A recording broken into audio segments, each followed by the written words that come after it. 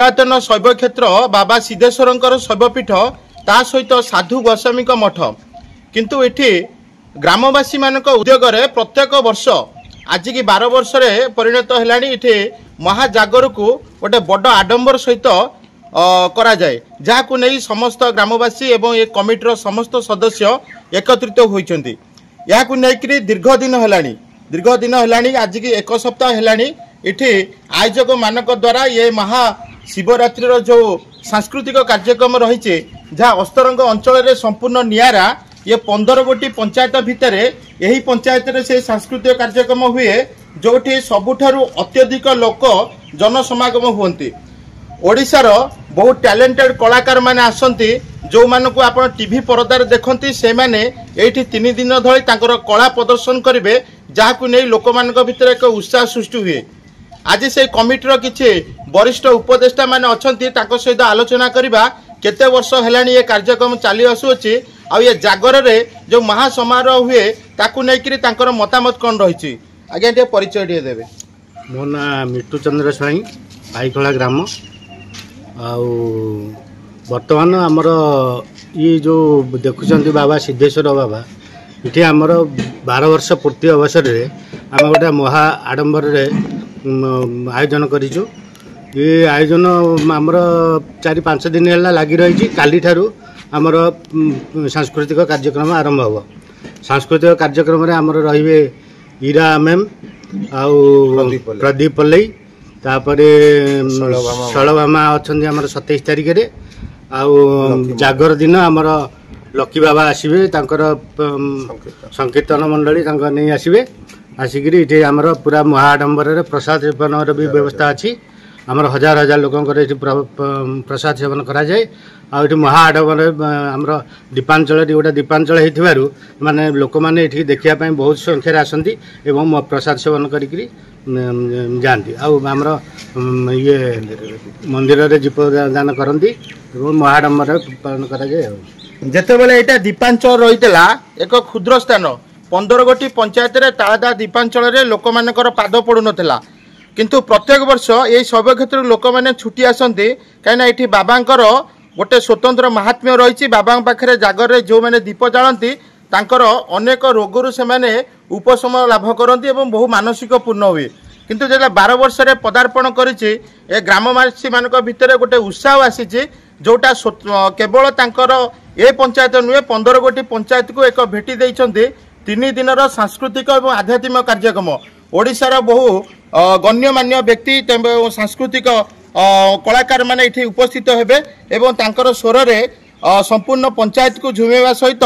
Total अस्तरंग को मध्य तांकर भेटी देबे ये जागर रे आम सहित किछि ग्रामवासी एवं किछि वरिष्ठ उद्योग मध्य जोड़ी होइछन्ती। आगे आपण नाटा कोन कहबे? गिरिधारी परिडा। कोन कहबे ए जो आपनकर ठाकुरंकर महात्म्य कोन रहिछि?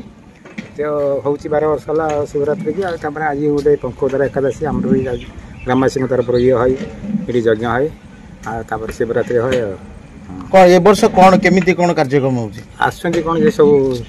माने आसी कार्यक्रम 3-4 दिन हबो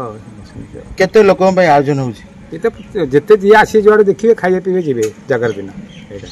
5000 नहीं 10000 नहीं कि 2000 नहीं जी आसी खाइए जीवे 4-5 पंचायत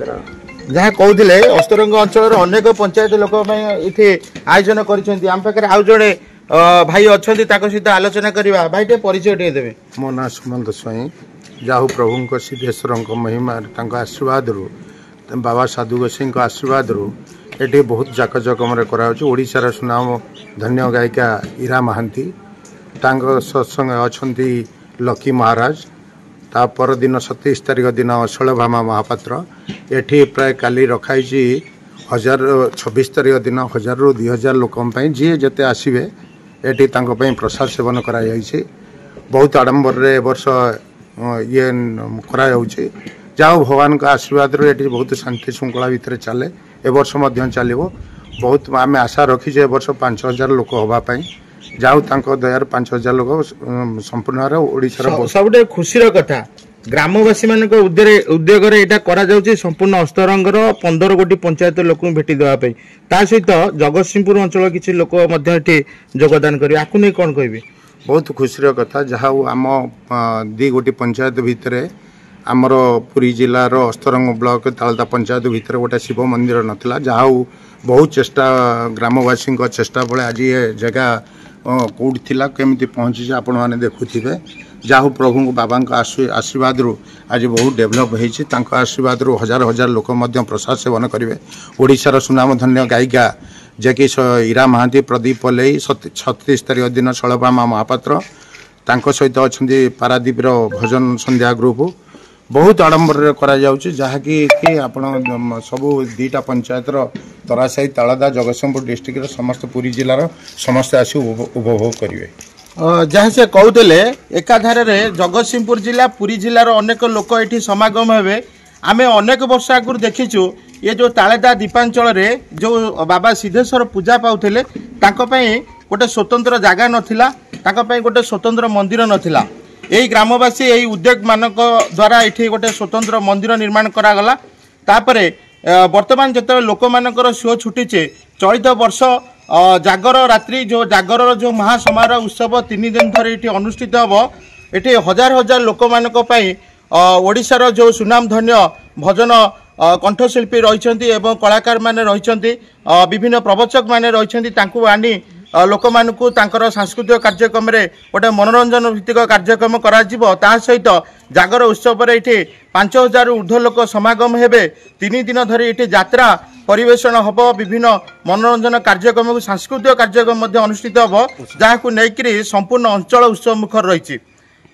अस्तरंगरू आर्य विषयक रिपोर्टर स्टूडेंट।